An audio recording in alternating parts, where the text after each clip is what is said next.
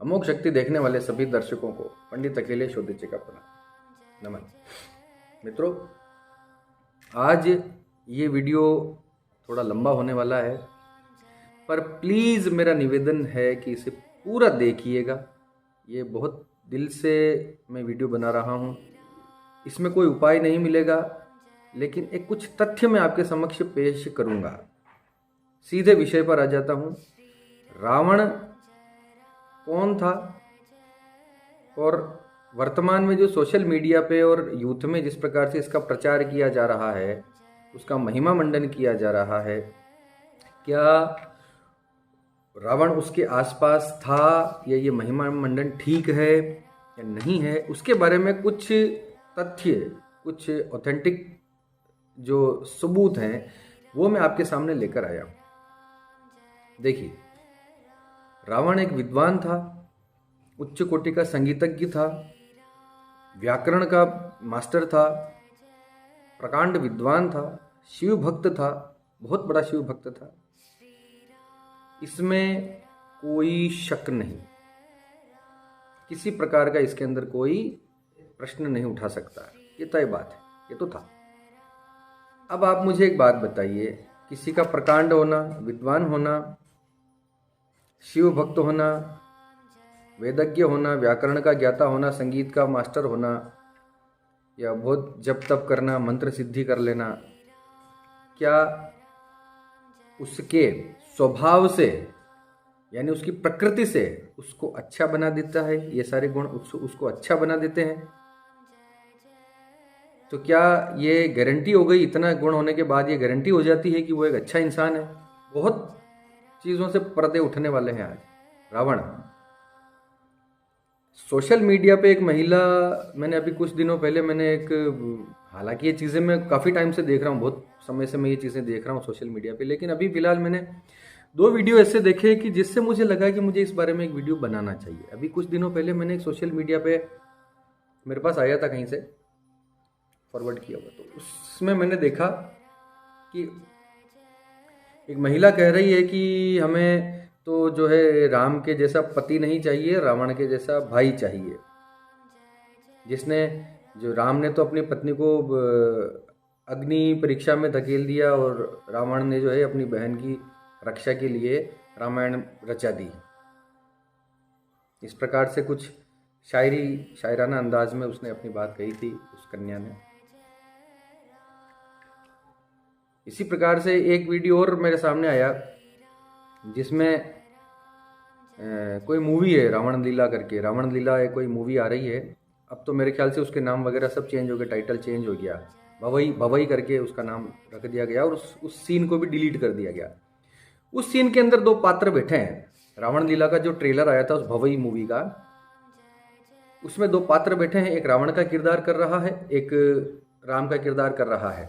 Back stage है, किसी नाटक का मंचन होने वाला है और उसका बैक स्टेज है।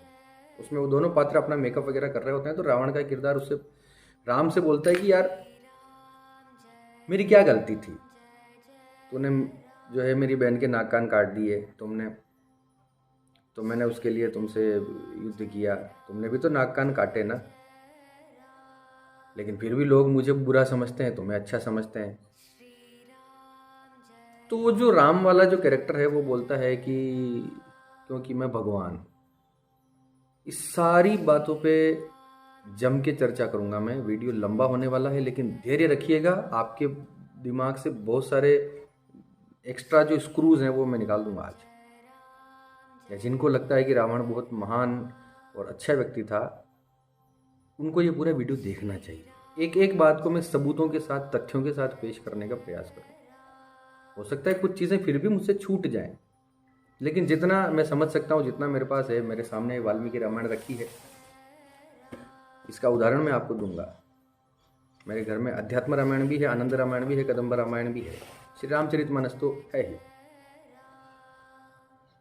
तो इन सब के आधार पर हम थोड़ा सा बात करने बैठेंगे आज। देखिए, जहाँ तक वाल्मीकि रामायण की बात है, श्री रामचरितमानस की बात है, उसमें बिल्कुल स्पष्ट ये बता दिया गया है कि रावण एक अहंकारी राक्षस था, पापी था, अत्यंत कामुक था, स्त्रियों के प्रति कामासक्त हो जाता था, यज्ञों का विध्वंस करता था, ऋषि मुनियों को जिंदा खा जाता था। आप ठीक सुन रहे हैं, इनके तथ्य दूंगा, एक एक श्लोक के साथ मैं आपको बताऊंगा जो भी मैं बोल रहा हूं। ऋषि मुनि जो यज्ञ करते थे, जो वेदों का यज्ञ करते थे वेद मंत्रों के साथ, उसमें जानवरों की हड्डियां डाल देना, उन यज्ञों को भ्रष्ट कर देना, ये रावण और उसके राक्षसों का काम था। एक तरफ आप कहते हैं कि वो वेदज्ञ था, वेदों का ज्ञानी था और महापंडित था। कौन महापंडित वेदों का ज्ञानी वेदज्ञ पंडित उन्हीं वेद मंत्रों द्वारा किए गए हवन के अंदर जानवरों की हड्डियां डालेगा, मरे हुए जानवर डालेगा? पहली बात, ये तो मैं भी मानता हूं था, वेदज्ञ था, लेकिन वो ऐसा क्यों कर रहा है, इस पे गौर कीजिएगा। क्योंकि उसकी प्रवृत्ति राक्षसी थी, वो राक्षस था। मुनि विश्रवा की वो संतान था, लेकिन उसकी माता राक्षसी थी और कैकसी ने उसको ऐसा बनाया, इसी तरीके से उसका पालन पोषण किया था। अब आप कहते हैं कि महान शिव भक्त था, भगवान का नाम लेता था, मंत्रोच्चारण करता था, ज्योतिष का व्याकरण का ज्ञाता था, तो भगवान का नाम तो अब आप समझिएगा, भगवान का नाम तो आसाराम बापू ने भी लिया।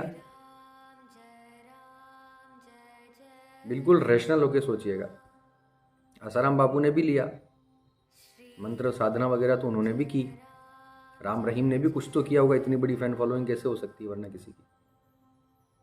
मैं दोनों का पक्ष नहीं ले रहा हूँ, प्लीज समझिएगा इस बात को, आसाराम और राम रहीम के पक्ष में नहीं ले रहा हूँ, मैं सिर्फ एक तथ्य पेश कर रहा हूँ आपके सामने जितना हो सकता है कि रावण जो ऋषि मुनियों का हत्यारा था, उनको जिंदा खा जाने वाली वो उस कौम से वो था, किसी की स्त्री को जबरन उठाकर ले गया, लेकिन फिर भी हम उसका महिमा मंडन करने में लगे हैं कि मैं तो रावण ही ठीक हूं, तुम राम बने रहो। ऐसा कुछ शायरी में आप उसको घुमा के और शायरों काव्य के अंदर उसको इस प्रकार से आप सोशल मीडिया पे पेश कर दोगे तो ये जस्टिफाइड नहीं है। आप सोशल मीडिया पे, आप हमारे समाज के अंदर हम क्या पेश करना चाह रहे हैं, हमारे समाज के अंदर हम किस तरह के आइडियल हम पेश करना चाह रहे हैं, मुझे तो ये नहीं समझ आ रहा।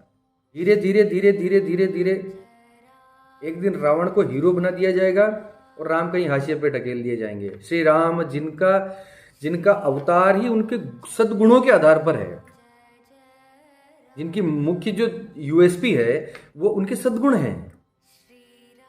इतना कष्ट भोगने के बाद भी उन्होंने अपने सद्गुणों को नहीं छोड़ा, अपनी नीति को नहीं छोड़ा, अपने वचनों को नहीं छोड़ा। जिनसे कलयुग में सीखने की आवश्यकता है श्री राम से, उनको साइड में धकेल कर रावण को हीरो बनाया जा रहा है। एक लड़की कहती है कि मुझे रावण जैसा भाई चाहिए। रियली? सबसे पहले तो अपने दिमाग से ये भ्रांति निकाल दीजिए कि रावण ने अपनी बहन शूर्पणखा के नाक कान कटने का बदला लेने के लिए सीता जी का अपहरण किया। गलत, बिल्कुल मिथ्या, ये एक फैलाया गया झूठ है। अरण्यकांड सर्ग 3 में आप पढ़िए, श्री वाल्मीकि रामायण में पढ़िए। शूर्पणखा भी एक राक्षसी थी। राक्षसों के स्वभाव में ही होता है कामातुर होना, काम वासना में अकंठ डूबे रहना, ये उनका प्रथम गुण है राक्षसों का। काम की अग्नि में अंधे होते हैं। तो शूर्पणखा भी ऐसी ही थी।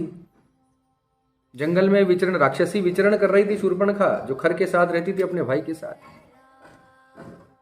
और पर्णकुटी के पास जब दो सुंदर राजकुमारों को, दो तपस्वियों को देखा तो वो कामासक्त हो गई श्री राम को देखकर। श्री राम से पहले उसने अपना निवेदन किया कि जंगल की मैं स्वामिनी हूँ और तुम इतने सुंदर राजकुमार हो, तुम्हें मेरे साथ होना चाहिए, मेरे प्रेम को स्वीकार कर लो। मैं बहुत ही अच्छी लैंग्वेज में आपको बता रहा हूँ।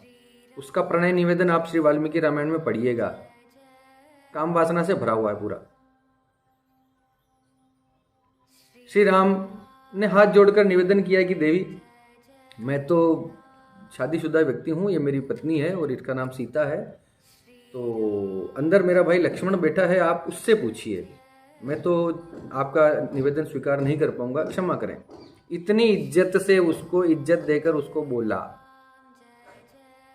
कि देवी जी, भैया मैं तो पत्नी व्रत मैंने ले रखा है और मैं आपका निवेदन स्वीकार नहीं कर पाऊंगा, मेरा छोटा भाई है वो स्वीकार करे तो उसको पूछ लो।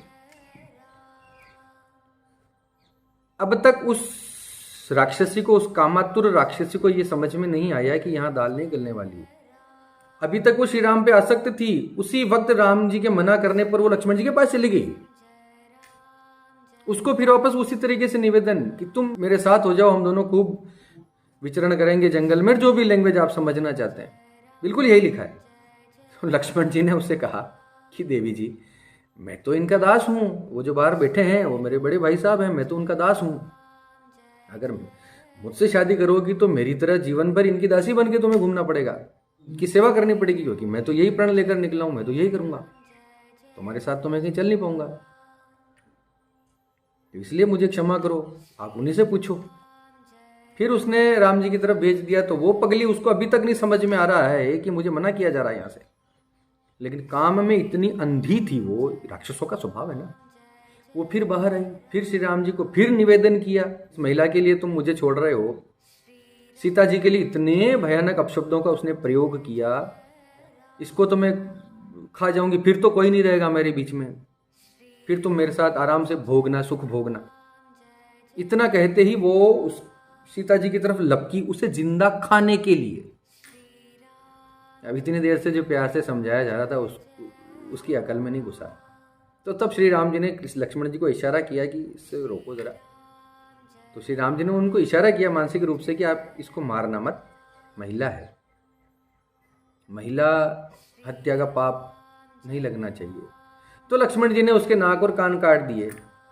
जिस सौंदर्य पर बहुत इठला रही थी वो असली रूप में आ गई, और नाक कान कटते ही भागी खर के पास, अपने भाई खर के पास। खर ने सुना कि कौन है ऐसा, तो उसने सारा वृत्तांत तो सुनाया। खर आया और उसके बाद खर ने युद्ध किया और 14,000 राक्षसों का इसी 3 घड़ी के अंदर भगवान श्री राम ने नाश कर दिया। 3 घड़ी के अंदर भगवान श्री रामचंद्र जी ने 14,000 राक्षसों का खर के समेत नाश कर दिया, मार दिया। ये पूरा वृत्तांत बहुत लंबा चौड़ा वृत्तांत है। अगली बात पर आते हैं। अब कुछ होता हुआ नहीं लग रहा था, तो शूर्पणखा अब गई लंका में अपने बड़े भाई रावण के पास।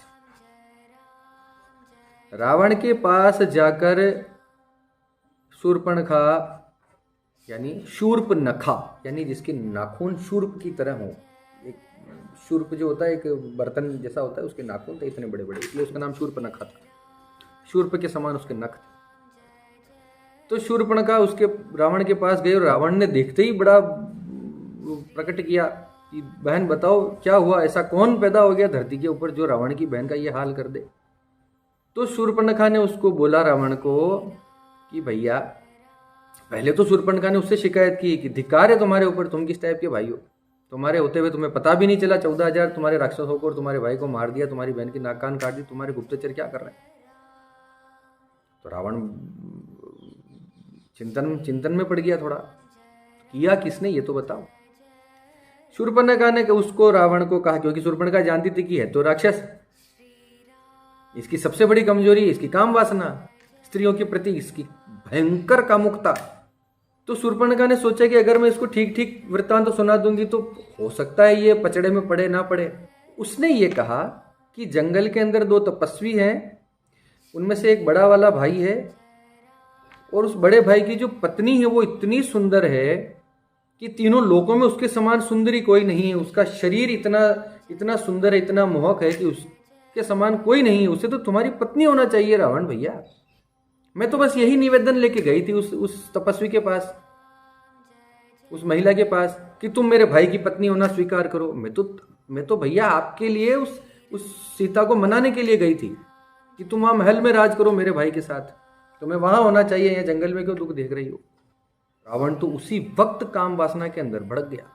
उसको नींद नहीं आई रात भर, उस सीता जी के ही ख्यालों में जो है, उन्हीं के विचारों में वो रहने लगा।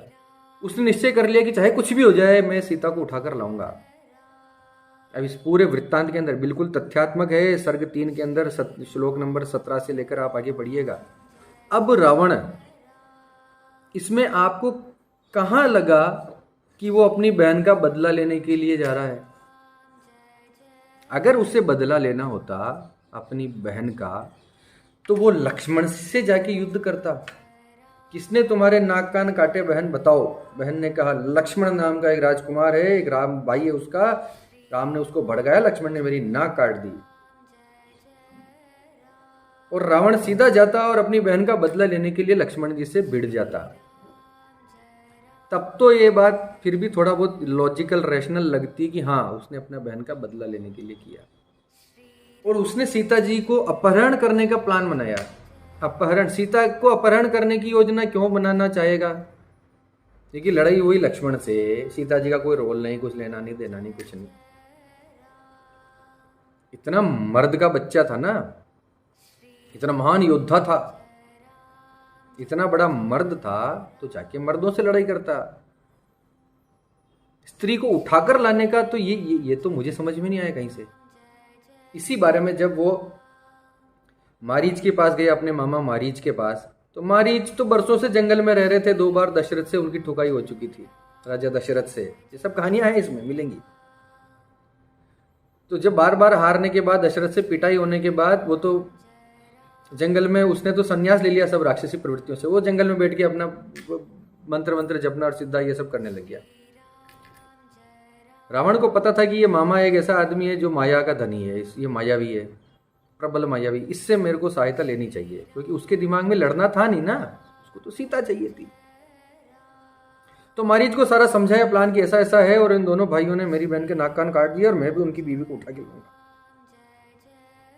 तो मारीच ने कहा कि हे रावण, हे महाराज, आप कहाँ किस रास्ते पर चल पड़े हो? वो आम मनुष्य नहीं है, ये बात याद रख लेना। मैंने देखा है उनका प्रताप, मैं देख चुका हूं इनके ये खानदानी ऐसे ही है। तो आप इनके चक्कर में मत पड़ो। अपना बढ़िया राक्षसों का अपना आपका राज्य चल रहा है, उसको चलाओ। इनको तपस्या कर लेने दो, इनको वन में विचरण करने दो। इनकी जिंदगी अलग, तुम्हारी अलग, क्यों इतना पचड़े में पड़ते हो? मारीच ने एक बार तो भेज दिया रावण को वापस कि नहीं, मैं तुम्हारी हेल्प नहीं कर सकता भैया, मैं तो सब कुछ छोड़ छाड़ के बड़ी मुश्किल से शांति से जीवन यापन कर रहा हूँ अपना। एक बार रावण को वापस भेज दिया था महल में। फिर जब उससे बात हुई शूर्पणखा से, शूर्पणखा ने फिर उनको सुनाया। शूर्पणखा शांति से नहीं बैठ पा रही थी। फिर उसने रावण को भड़काई, ऐसे भाई हो तुम, अभी तक कुछ भी नहीं किया तुमने। फिर रावण वापस गया मारीच के पास कि देखो, अब है ऐसा कि मैं हूं रावण और तुम्हें करनी पड़ेगी मेरी हेल्प, नहीं तो तुम मेरे हाथ से मरेगा मामा। मामा ने देखा कि ठीक है, अगर अब मेरी मृत्यु होने ही वाली है, उसे भी लग गया था कि मरना है, तो उसे लगा कि जब मरना है तो मैं भगवान के हाथ से मरूं, इस दुष्ट के हाथ से मरने से क्या लाभ। वो मान गया। और इस प्रकार से वो सारा मृग वाला जो केस हुआ, और वो सीता का जो उन्होंने अपहरण कर लिया। अब आप मुझे ये बताइए कि इसमें कहाँ से आपको लगा कि ये रावण जो है बहुत प्रकांड था, पंडित था, कि महाज्ञानी था? ऐसा कहाँ नजर आया आपको? ज्ञान उसे कहते हैं जो आपको सही मार्ग पर ले जाए। जो सही मार्ग नहीं दिखा सकता वो अज्ञान है। आप उसको ज्ञानी कहते हैं, मुझे लगता है बहुत बड़ा ज्ञानी था। नहीं चाहिए ऐसा राम के जैसा पति, हमें तो रावण के जैसा भाई चाहिए। बहुत बहुत मुबारक हो आपको, आपने रावण के जैसा भाई चाहा है, जो अपनी बहन के अलावा दुनिया की हर औरत पे बुरी नजर डालता था। वेदवती नाम की स्त्री थी, ऋषि कन्या थी, तपस्विनी थी, विष्णु की भक्त थी, तपस्या कर रही थी। उस तपस्या करती हुई तपस्विनी पे ये कामासक्त इतना हो गया कि उसके साथ जबरदस्ती करने लगा।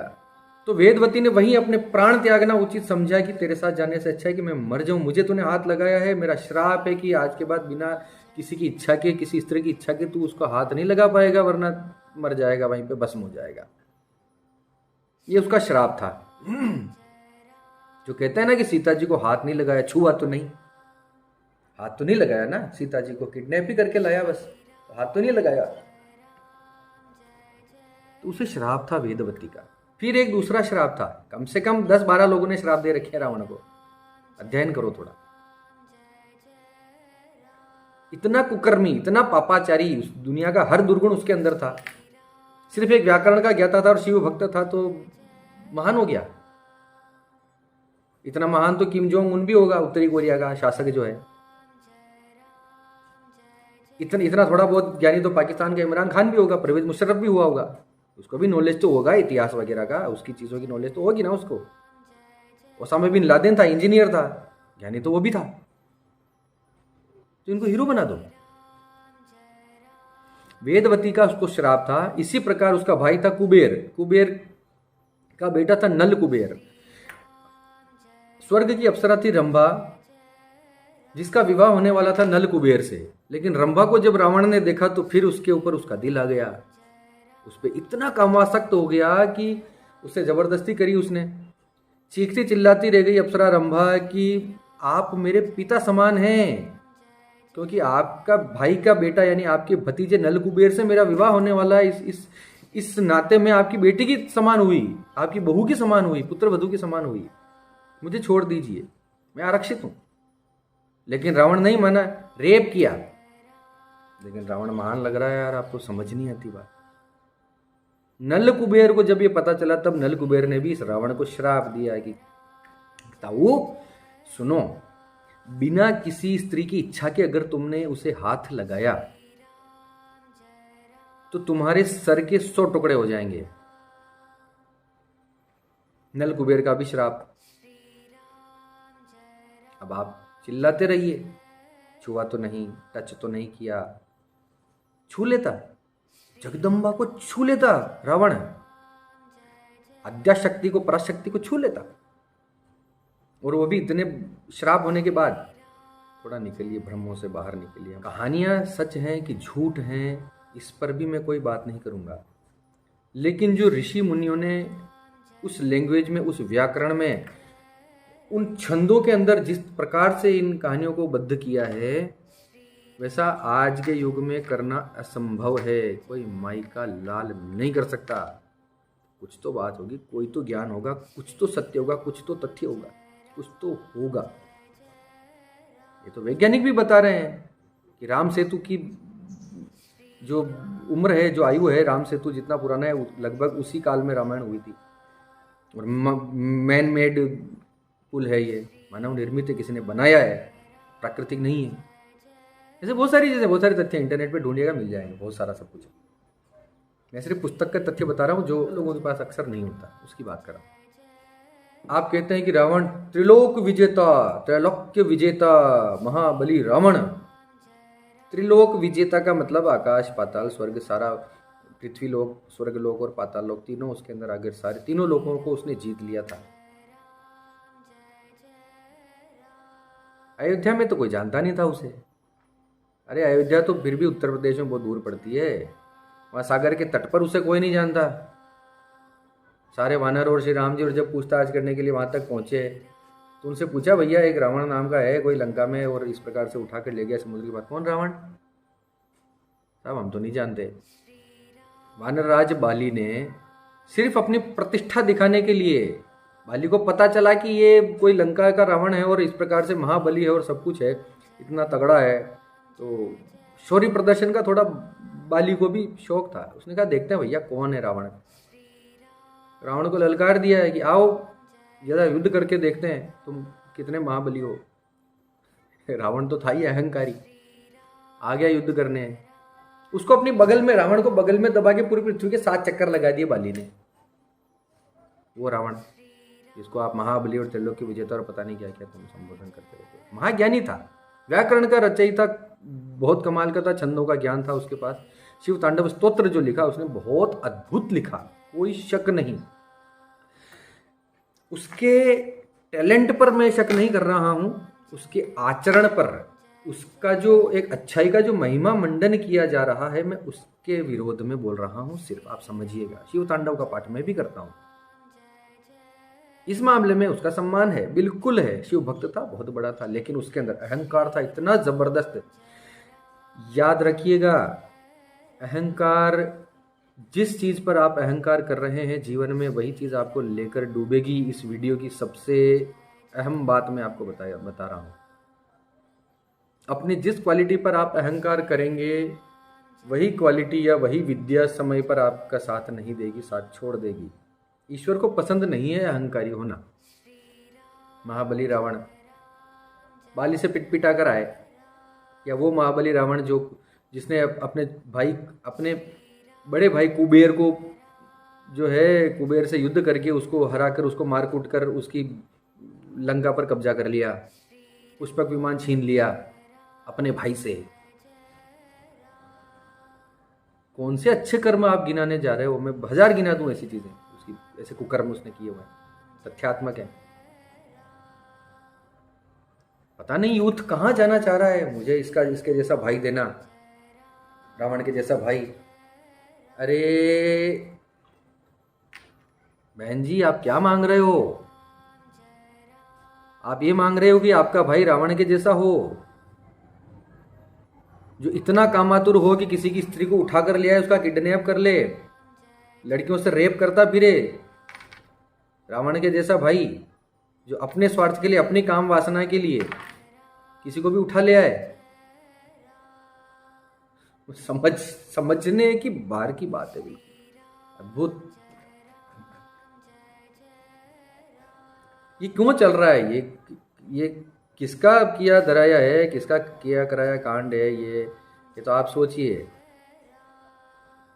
वामपंथियों का है कि कम्युनिस्टों का है कि अर्बन नक्सल का है कि या विधर्मियों का है कि कुछ भी, जो भी आपको ठीक लगे। मुझे नहीं पता किसका क्या चल रहा है, मेरा किसी का नाम लेने का मूड भी नहीं है। फिर भी आपको लगता है, किसी को लगता है कि हाँ मैं रावण ही ठीक हूँ, तुम राम बने रहो, मैं रावण ही ठीक हूँ। किसी को लगता है कि रावण जैसा मेरा भाई होना चाहिए, तो ये पंडित अखिलेश उपाध्याय का आशीर्वाद है, आपका भाई ऐसा ही हो,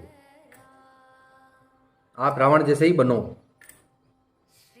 तो इतना प्यार है रावण से, तो अपने बाल बच्चों का नाम रावण क्यों नहीं रखते?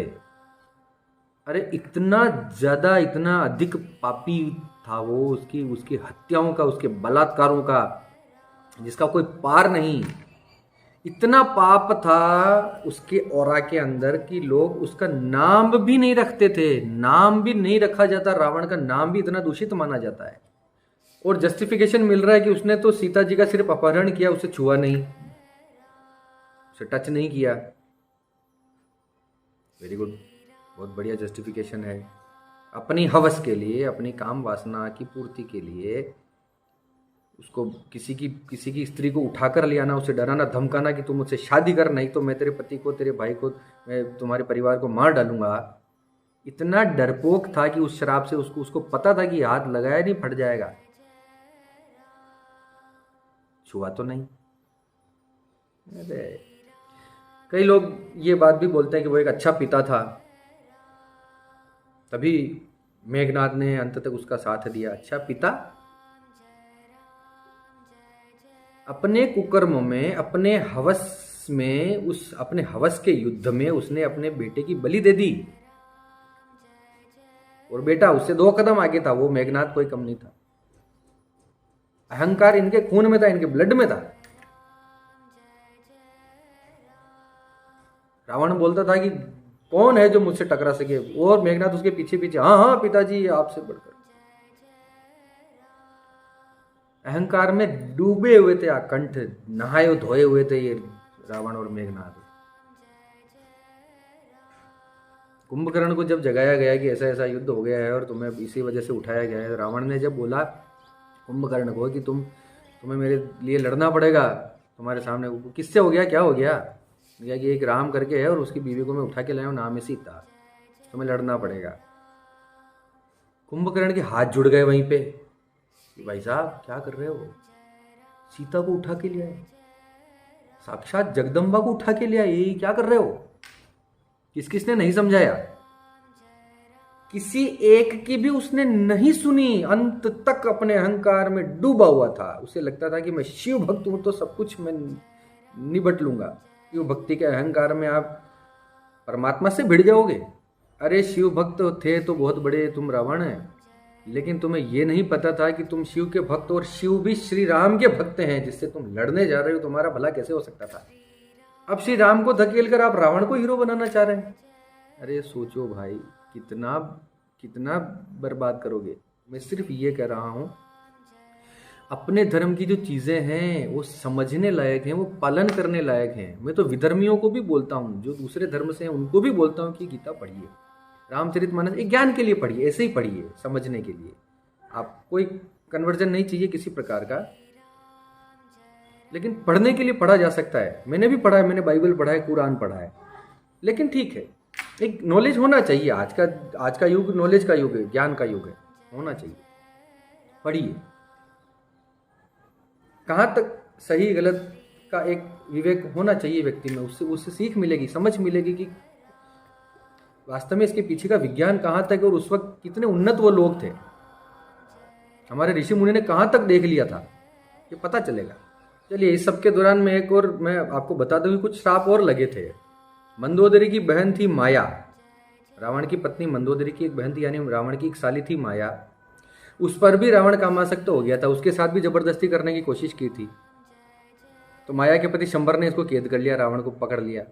राजा दशरथ को पता चला कि रावण वहां कैद है, तो रावण को मारने के लिए उसने शंबर के राज्य पे हमला किया राजा दशरथ ने, और शंबर वहां मारा गया। माया विधवा हो गई। इस वक्त पर भी, ऐसी स्थिति में भी लाश पड़ी है साली के पति की, और साली को रावण बोल रहा है कि तो अब भी मेरे साथ चल रहे, तो मर गया तेरा पति। तो इससे ज्यादा निकृष्ट क्या हो सकता है, इससे घटिया और क्या सुनने को चाहिए आपको। तब माया ने भी उसे श्राप दिया, तेरी जो वासना है ना, यही तुझे लेके डूबेगी, तेरी मृत्यु का कारण ही तेरा काम बनेगा। चलिए, अब कुछ श्लोकों के माध्यम से मैंने इतने जो पूरा वीडियो बनाया है, इसके तथ्यों के रूप में, इसके सबूत के रूप में मैं कुछ श्लोक आपके सामने पढ़कर सुना देता हूं। मेरे पास पूरी वाल्मीकि रामायण है। अरण्यकांड पेज नंबर 541,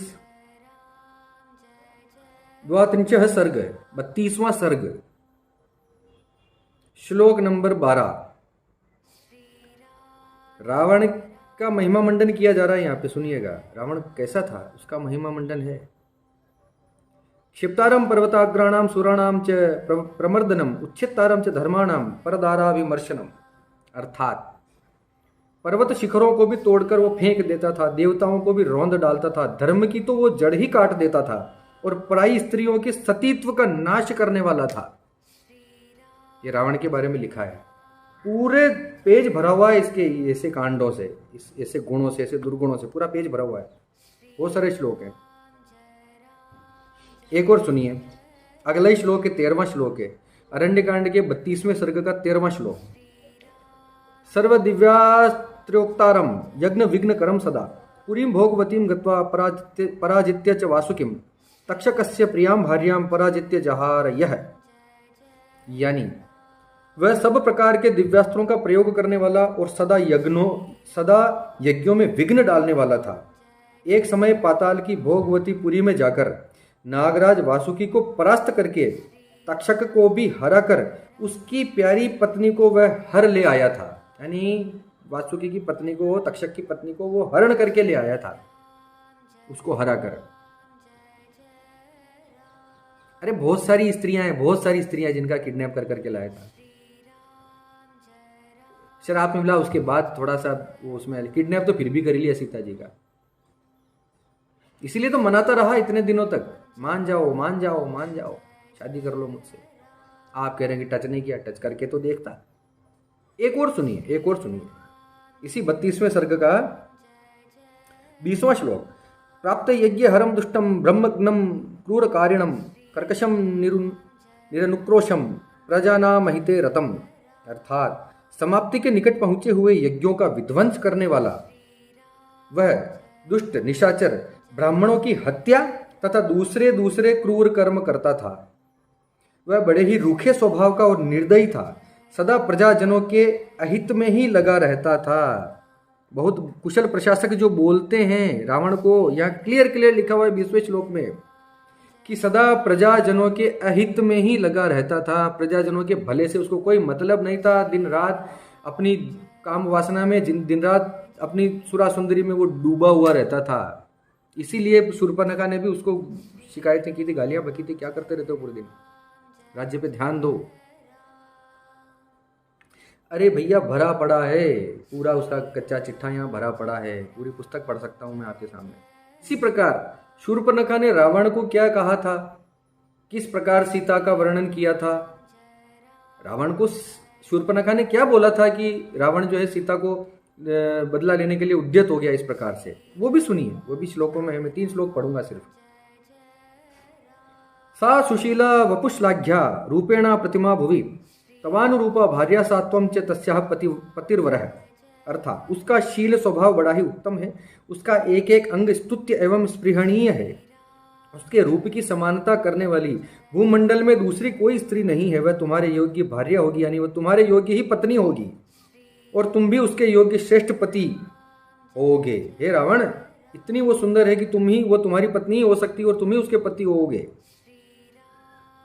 अगला, ताम तु विस्तीर्ण जगनाम पीनोत्तुंग पयोधराम भार्यार्थे तु तवाने तु मुद्यताहम वराननाम विरूपितास्मि क्रूरेण लक्ष्मणेन महाभुज महाबहो। हे महाबहो, हे महाबली रावण, सुनो। विस्तृत जगन और उठे हुए पुष्ट कुचों वाली उस सुमुखी स्त्री को जब मैं तुम्हारी भार्या बनाने के लिए आने को उद्यत हुई, यानी जब मैंने लक्ष्मण जी को उस स्त्री को, सुंदर स्त्री को जब मैं तुम्हारी पत्नी बनाने के लिए वहां गई, तो तब क्रूर लक्ष्मण ने मुझे इस तरह कुरूप कर दिया। तो उस क्रूर लक्ष्मण ने मेरी नाक काट दी, मुझे बदसूरत बना दिया। अब और क्या सुनना चाहते हो? इसलिए गई थी। शूर्पणखा ने सीता जी को ये बोला था कि तुम मेरे भाई की पत्नी बन जाओ। अरे बहुत कुछ है, बहुत कुछ है। पढ़ोगे तो एक रामायण नहीं, रामायण सतकोटि अपारा। किसी में ये नहीं मिलेगा कि रावण बहुत महान व्यक्ति था। महानता उसकी व्याकरण में थी, शिव भक्ति में थी, लेकिन उसमें भी इतना अहंकार कि उसे लगा कि शिव भक्त होने मात्र से मैं कुछ भी कर सकता हूं, कुछ भी, एनीथिंग। मतलब कैसे संभव हो सकता है? तो प्लीज, बहुत लंबा वीडियो आपने अब तक जिसने मेरा वीडियो देखा है उसको भी मैं बहुत प्रणाम करता हूँ, बहुत बहुत शुक्रिया उसका अदा करता हूँ, धन्यवाद अर्पित करता हूँ। प्लीज़ अपने आसपास के माहौल में अगर आपको ऐसी कोई चीज़ दिखे, ऐसा कोई घटना दिखे, ऐसे कोई हमारे ही अंदर के लोग अगर आपको इस प्रकार से अपने ही धर्म का दुष्प्रचार करते हुए मिलें, जो अपने आप को आधुनिक बताने के चक्कर में इस प्रकार से अपने धर्म के प्रति बिना पढ़े लिखे, बिना सोचे समझे, बिना एक किसी छोटा सा अध्ययन किए जो इस प्रकार से जो प्रलाप करते हैं, उनको समझाइए, उनको बताइए कि हम जो हैं सबसे वैज्ञानिक धर्म हैं इस पूरी सृष्टि के अंदर, पूरी दुनिया के अंदर सबसे वैज्ञानिक हम ही लोग हैं। जैसा फिल्मों में बताते हैं ना कि पंडित होगा तो वो मस्खरा होगा, कॉमेडियन टाइप सा कुछ होगा, ऊंची चोटी उसकी होगी। जिस प्रकार से हमारे मानक पेश किए गए समाज के अंदर, इससे दुख होता है। प्लीज़ आप जाइए, समझिए, थोड़ा अपने आसपास के लोगों को समझाइए। किसी भी धर्म के खिलाफ, उसके विरुद्ध जाने का कोई आवश्यकता नहीं है, पर कम से कम अपनी जड़ों को पकड़िए। इसमें अनंत ज्ञान, अनंत वैज्ञानिकता भरी पड़ी है। आप इसको फैलाने का प्रयास कीजिए, मुझसे जितना हो सकता है मैं कर रहा हूँ, पर थोड़ा अध्ययन कीजिए। यूथ से मेरा एक निवेदन है कि अध्ययन करें, थोड़ा वापस पुस्तकों की तरफ, वापस अपने शास्त्रों की तरफ, वापस अपने ग्रंथों की तरफ मुड़िए, बहुत कुछ मिलेगा। तो बस मेरा इतना ही निवेदन था। आपने अब तक मेरा वीडियो देखा, इसके लिए मैं आपको प्रणाम करता हूँ, आपका धन्यवाद अर्पित करता हूँ, और आप सबके मंगल की कामना करता हुआ मैं पंडित अखिलेश ओतीच आपसे विदा लेता हूँ। धन्यवाद। सर्वे भवन्तु सुखिनः।